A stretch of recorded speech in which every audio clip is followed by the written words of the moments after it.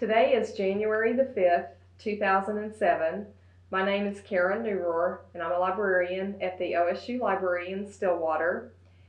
And we're at the OSU Tulsa campus today, and we're conducting an interview for the O State Stories Oral History Project of the OSU Library with Mr. Lawrence Erwin. Mr. Erwin, will you tell us about and I'm sorry, I should have called you Dr. Erwin because you have your Doctor of Veterinary Medicine. So would you tell us a little bit about what year you graduated?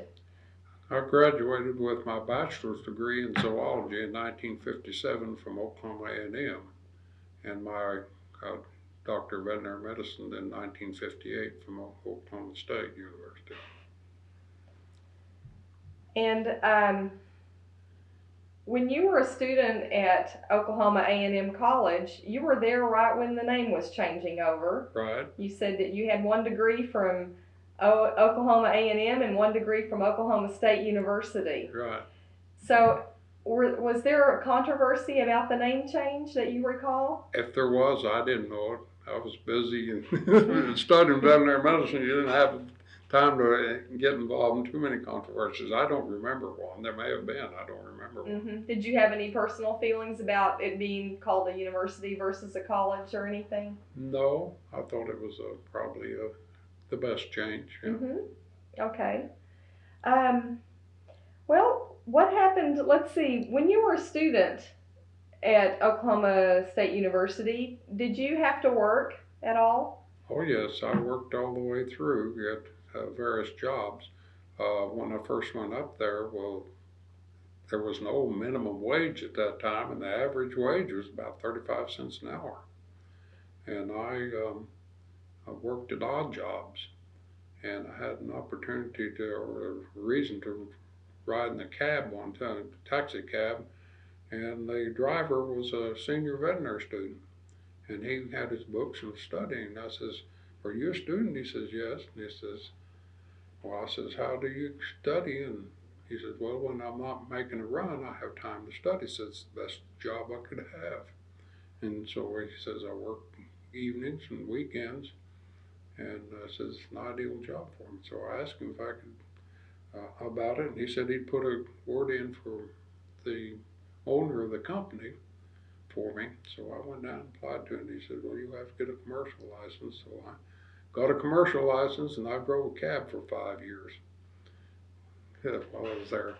Well, do you have any good stories about driving the cab? Oh yeah, that's one of the most interesting things I've ever had. I even met Henry Fonda. Oh. And he was there for King Mutiny Court Martial play for the Allied Arts, and he wanted to go over to the.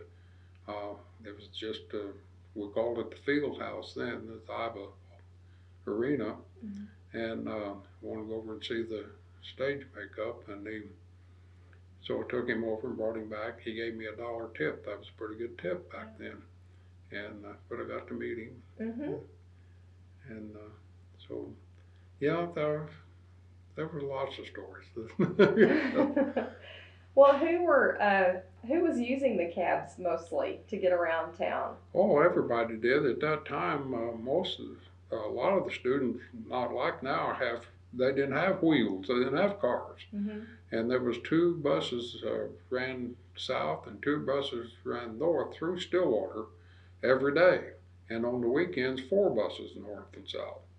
And so many of the students rode this bus back and forth to college, and I would pick them up and take them, meet the bus and pick them up and take them to the dormitories or the fraternity houses or wherever they were living. And so I picked up a lot of the students, and then if it was raining or something, a lot of the students would walk downtown, or if it was raining or what have you, and bad weather, well, they'd ride a cab. And so it was, they rode the cab a lot. What did it cost for them to ride the cab? 25 cents. You could go anywhere in Stillwater. If you made an extra stop, it was an extra 25 cents. It cost you 50 cents. And so you could ride any place in Stillwater for 25 cents. If you had more than one rider, did each rider have to pay that amount? 25 cents. Yeah. They did. And on that same night that I met Henry Fonda, I was patrolling along what was called College Avenue at that time, it's University Avenue, and I turned the corner there on Monroe, and there was a girl hailed me down, and I stopped. And when I got through, there was 8 girls in that cab, one going over to the field house for the play. It was raining, just a drizzle that night, and I picked it up. But there was 8 girls piled into that cab. Well, did you just drive around and wait for a rider? How did you find riders? We had cab stands, one on Campus Corner there, across the street south of the fire department on the northeast corner or southeast corner there. There was a cab stand.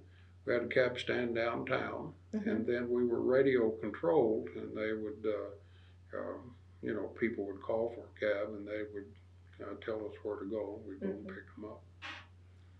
Well, that must have been interesting. It was a very interesting job, enjoyable. Really, I enjoyed it. And as I say, I had time to study when I wasn't on a run. Did you work nights and weekends? Nights and weekends, yeah. Well, were there any people that rode in the cab that you wish you hadn't have given a ride to? Oh, no, not really. I never had any real problems. Pick up a drunk or two at the bars and what have you. And on Friday nights or Saturday nights, well, a lot of the drunks, a lot of the guys that made the bars around would ride the cab so they wouldn't get a DUI driving, And so. And back then we had bootleggers. That was before Prohibition. Prohibition was still in, rather. And we had several bootleggers around town. I knew where all of them were because people wanted to go to them. Okay, well, what was it that made you decide to go into veterinary medicine? Well, I grew up on a dairy farm. And when I was in the 8th grade, the veterinarian would come out to take care of our animals, and I would watch him and help him where I could, and then I became interested in it, and I decided in the 8th grade I'd like to be a veterinarian. And so that's what I worked towards, and then when I graduated from high school, I had a scholarship to University of Tulsa, and paid half my tuition, and I could live at home then. And then I went there for a year and 2 years really, and lived at home. And then I got married the second year I was there, and married my high school sweetheart. And so I did a lot of my pre-veterinary work here at the University of Tulsa, and then in '53 moved to Stillwater. Was she staying at home while you were going to school, or did she take classes too? She was there at work. She worked in the University Accounting Department, not the School of Accounting, but in the accounting part. Mr. Barry was the chief accountant at that time, and she worked for him for 4 years while we were 5 years while we were there. Did you have a special housing area that you lived in? We lived in what was called the College Courts, and it was located where the Stillwater Hospital is now. They were temporary frame buildings there that originally they were a WAC base during the Second World War, where they trained WACs. And then after the war, they converted them into apartments, and they were just essentially one-room apartments. 4 apartments to each unit. We lived out there, $35 a month. Oh. Utilities paid.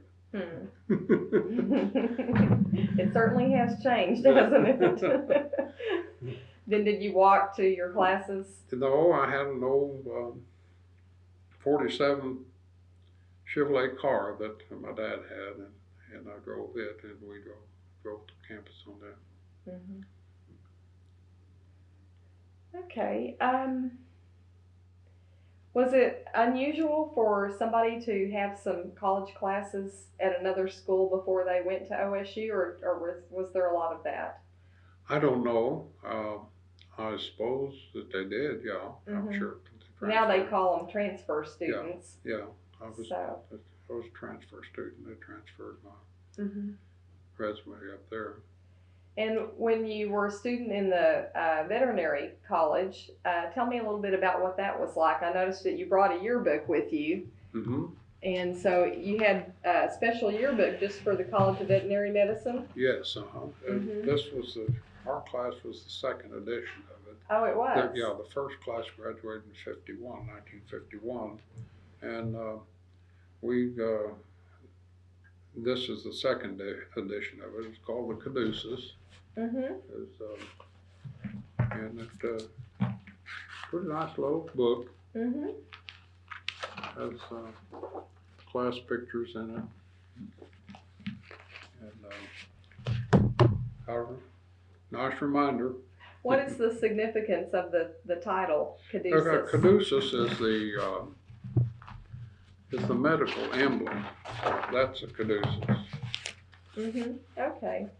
And it was a two-winged one. Now the military still uses this. The Army Medical Corps uses it, and the Navy Medical Corps uses it.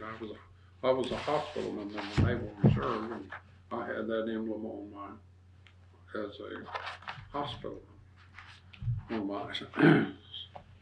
And now then they call it the Asclepius. The Asclepius is just a single pole with one snake on it, and it doesn't have the wings on it. Hmm. So that's the new medical emblem that, I say it's new, it's been in probably 25, 30 years, but the old one was what was called the Asclepius, or the Caduceus. Hmm. Who were some of the professors that you remember from your time? Well, probably the most wonderful professor I think, and I think most every student that had him would agree with it, was Dr. Dwayne Peterson. And Dr. Peterson was the professor of anatomy. The Caduceus is dedicated to him, and he gave the first lecture to the first class at OSU and A&M at that time, and he was a wonderful professor and a very wonderful man, and so he's probably the outstanding man that I remember professor that I had. Mm-hmm. Had a lot of good professors, but he was probably the outstanding. And I understand that after you finished your program and you received your doctorate, that you opened your own practice in Stillwater. Well, I went to Cherokee, Oklahoma, the northwest part of the state, in Alfalfa County for 5 years. Mm-hmm. And then I came back to Stillwater in 1963 and started practice there. Mm-hmm. And what type of practice did you have? In Cherokee, I had about 80% large animal and about 20% small animal. In Stillwater, it's about 50-50 Mm-hmm. until about let's see, about 1990 or 89, I hurt my back, and so I quit doing large animal work. Yeah. Mm-hmm. Did you really have some nice advantages of having a practice in Stillwater with the college there? Yes, I had an educated clientele for the most part, and Mm-hmm. they're very easy to work with Mm-hmm. and easy to discuss with and understand. You know. And were you able to keep up to date with new developments and things you think more than people that were further away might have been? Oh, I don't know that that's the case because each of us have to, it's required to have 20 hours of continuing education every year. And most of us read our journals and what have you. If it's like anything else, and if you don't stay up with it, you die. Mm-hmm. And so, it's a matter of continuing your education. New stuff is going to, things have changed so much since I graduated. I've been at it now for 48 and a half years, and it's changed tremendously in that length of time. What has been one or two significant changes that you've seen? Well, diagnostic procedures, Mm-hmm. for one thing, a lot more laboratory equipment and modern laboratory equipment that helps us. Also, with the improvement in medications and drugs and materials such as bandaging material. I was just thinking the other day when I was putting a bandage or a splint on a dog that it was uh, so much easier than it was when I first graduated, and the materials that we had to use then as compared to the materials we have now. Mm-hmm. Well, that's interesting. Is there anything else that you want to say about your veterinary practice? Well, evidently I've enjoyed it. It's provided a good income, a good income for my family. I've been able to raise 3 children and educate them with it, and provide some retirement for myself. Not anything that I've gotten rich at, but I've been rich in that I've had a lot of fond memories and fond and very wonderful experiences of it. Mm-hmm. Okay, let's talk about OSU or OAMC a little bit too. And I was wondering if you had any memories about homecoming. Was that something you participated in, or did you? Homecoming was a very wonderful experience back at that time. The parades, I think, were even better than they are now, and the housing decorations were wonderful too. But probably the one thing that has changed so much, going to a football game was a dress-up experience. People wore, men wore coats and ties, and the ladies wore dresses.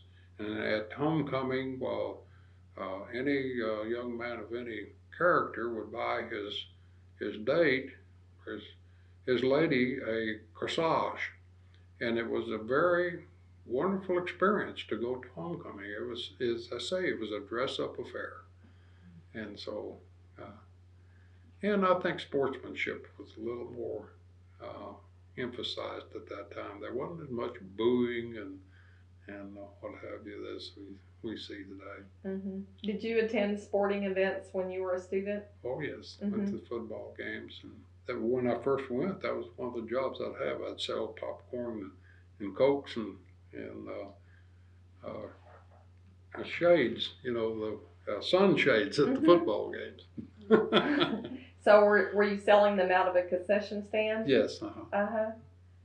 Well, that's interesting. through the stadium, go through the stadium. So, How much was popcorn and a Coke? oh, I don't remember. Probably cokes back then. You could get them for a nickel or a dime, Mm-hmm. and popcorn probably the same.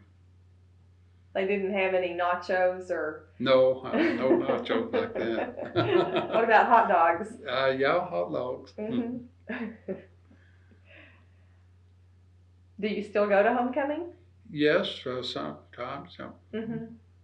Then I get away for it. Got so many family things to do now that keep me busy with my family and my new wife's family. Well, Mm-hmm. we stay busy. What were some of the? Of course, you were. It's probably a little unusual for you being a student because you were a married student Right. while you were there. But did you and your wife participate in different social activities?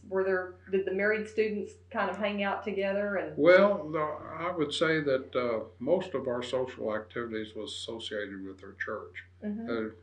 The married young people department there and at First Baptist Church, and I can remember even on Sunday evening we'd maybe have 150, 200 married young people there, and it was a big time. And the Mr. Claude Bradshaw, who was an insurance agent there, was my Sunday school teacher for about 5 years, and they provided lots of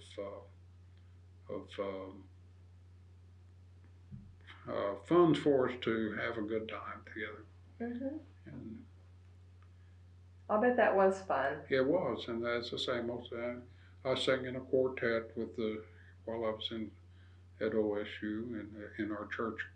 And so I did a lot of singing. My wife and I both sang in the choir. We sang duets together, what have you. Mm-hmm.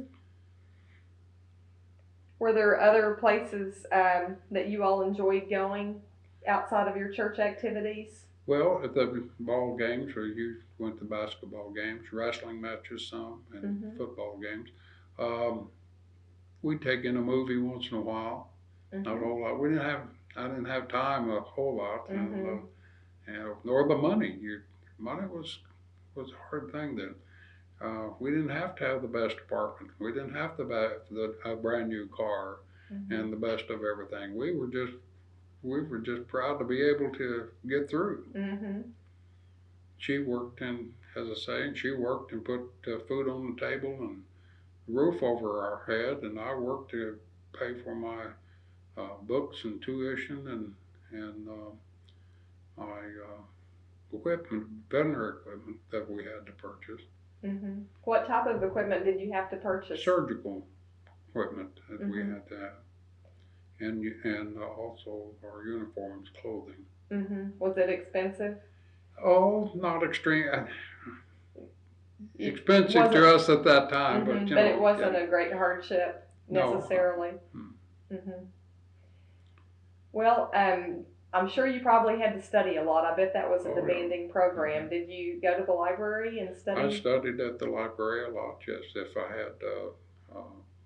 had a break in a class between classes, I'd studied at the library, and I studied till midnight every night, and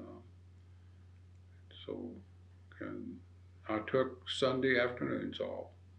Saturday, if there was a ball game or something like that, I'd take Saturday afternoon, Sunday off. And then I'd go back to studying Sunday evening. After we got out of church, I'd come home and start studying. What do you remember about the library? Well, of course, it wasn't as big as it is now. They put that extension on the north side after I was there. But one of the things I enjoyed, if I had any free time at all, was going to what was the reading room on the second floor there to the right, and just go in and pick up. I had a book that I would have a marker in that I'd keep on the shelf there, and then if I'd had a little time, I'd go in, and I love to read, and I'd go in and get that book and read, just for the enjoyment of it. But most of the time I spent in the veterinary medical section of the library. They didn't have a library. The veterinary school didn't have a library like they have now, and all of our books were over at the main library. Do you remember what floor they were on? I think about the third or fourth floor. I remember. Right? Okay.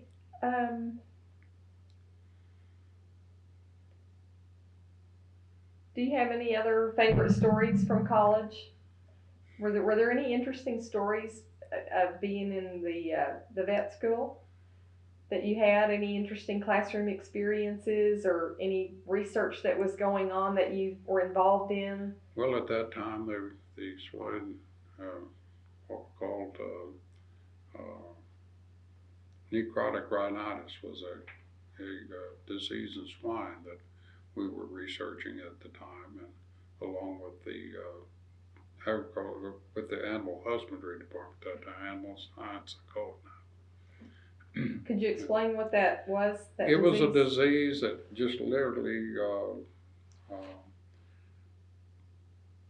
broke down the cartilage in the nose of hogs, and their nose would turn, twist to the side, and what have you. And they were researching that disease. They have, I think, found out that it's probably genetic as much as anything, and they have eliminated it now. You don't hear about it anymore. But that was one of the things that they were working on at the time. And as far as research projects, I wasn't involved in research very much at that time. What about Theta Pond Did you and your wife like to walk over around Theta Oh Pond? yeah, that was one of the places. Just go up and walk on the campus, Mm-hmm. Especially we liked to go up there even when there was snow on the ground too, and it was beautiful on the campus. I have several pictures of us on the campus and during the winter time. But yes, Theta Pond has always been a center, for people to gather around. And we had one professor that got married while we were in school, and the class just took him down to the Theta Pond and threw him in. Oh. That was part of it. And I guess when the students would get engaged at the fraternity houses, what have you, they'd take them over and throw them into the Theta Pond. That was part of their.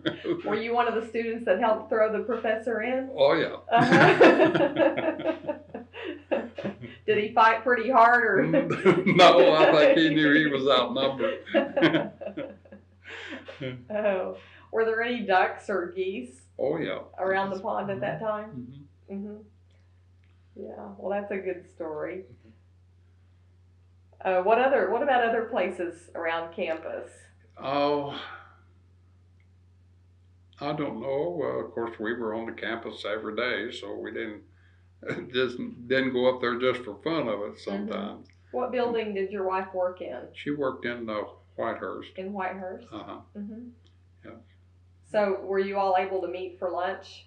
Not very often. Oh. Yeah. Well, you had a full days then, yes, didn't you? We did. With classes and working. But now we go out to Yost Lake sometimes. Mm-hmm. And then at that time, there was two restaurants called the Town House and the Country House. The Country House is where it's there on McElroy, where the Elks, is it the Elks or Moose Lodge, I guess it is, Mm-hmm. was there. Oh. And that was the Country House, and that was a restaurant out there, and that was out in the country then. And then Town House was located there at Elm and Main, where the car wash is there now. Mm-hmm. And there was a big restaurant there. Mm-hmm. Those were two pretty nice restaurants in town at that time. What did you order? Was it like a diner where you had a plate lunch or a plate dinner? Yeah, and of course the Country House had a dance floor and everything. We'd go out there for parties and what have you. Mm-hmm. Yeah, that sounds like that was a fun place to go. Mm-hmm. Have you had other family members who've attended OSU? My youngest daughter, graduated from OSU in English literature. She played in the band all the time she was there. Played the saxophone. Mm-hmm. What's her name? Carla. Okay. And her husband, family, he is a third generation OSU graduate, and their daughter, they live in Dallas now, but their daughter's is planning on going to OSU when she gets. Well, does that make Grandpa happy? Yeah, probably. Probably. Then my oldest daughter worked on her master's degree in music at OSU. She graduated from Oklahoma Baptist University in music, and then worked on her master's in.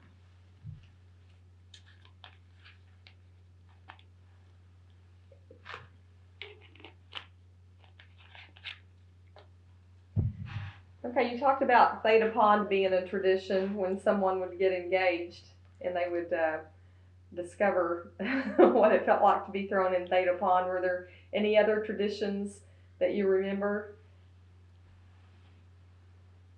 at the university?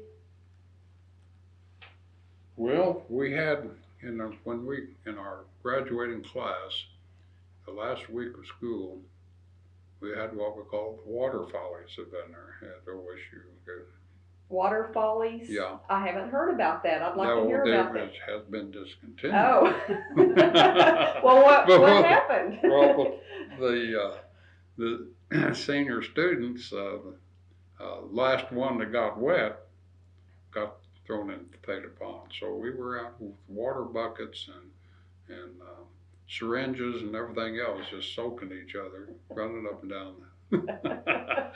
And one of us, there was a men's restroom right off of one of the treatment areas, and one of the head of clinics was in there one day, and one of my classmates had doused me down with a dosing syringe, and I got pretty wet, and I grabbed a bucket of water and chasing him. He ran into that restroom, and I thought it was him in the stall, and I just dumped the water bucket over on top of him. Well, it happened to be on Dr. Wolf, and that put an end to the water follies.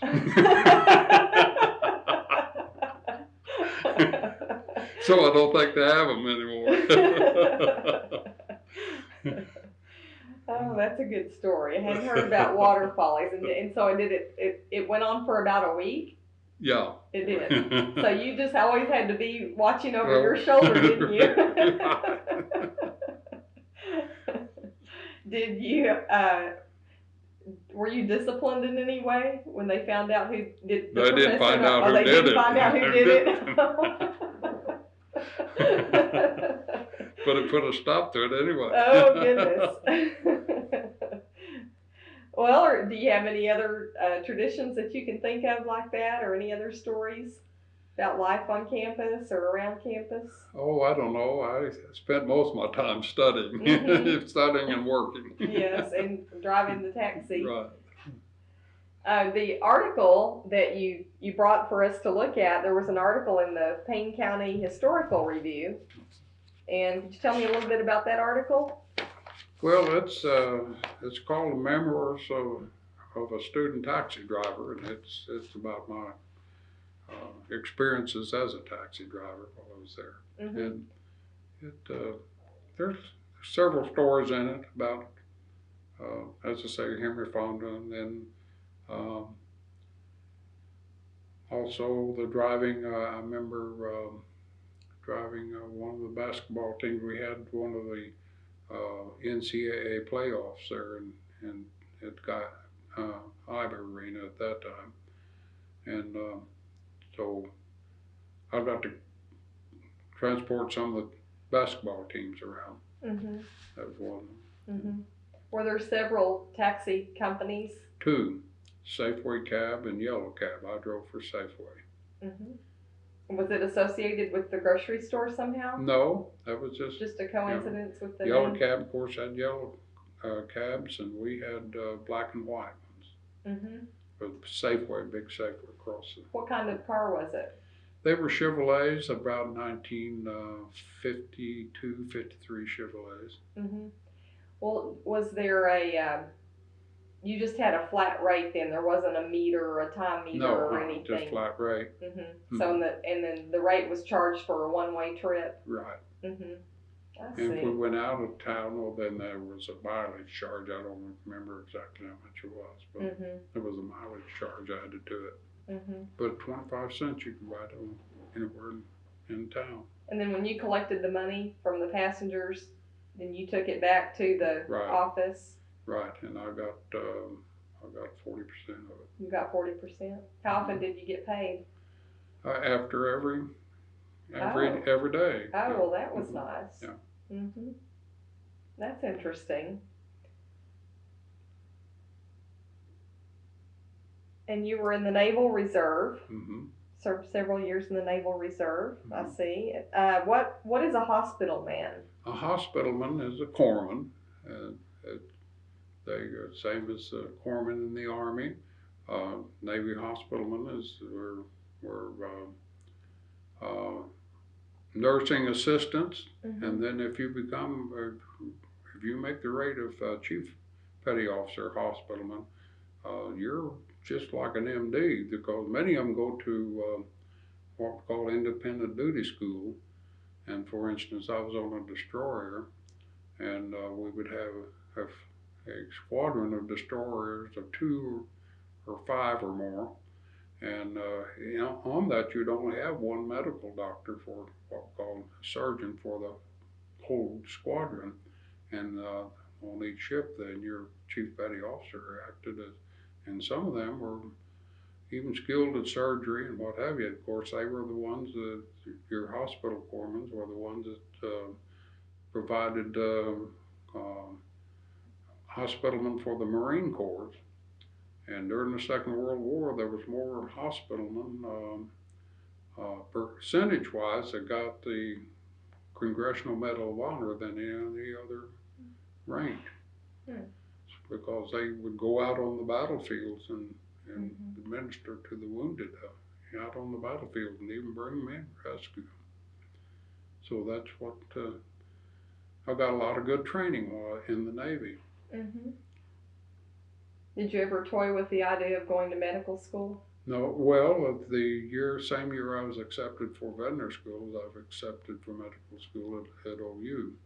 I applied for both, but I had decided the Lord wanted me to be a veterinarian. So you had already figured that out right. when you were younger, hadn't you? Right. That's good. Okay, do you have anything else that you would want to share with us? What kind of advice would you give to students nowadays? Pursue your dream. Pursue your dream. They think you're calling.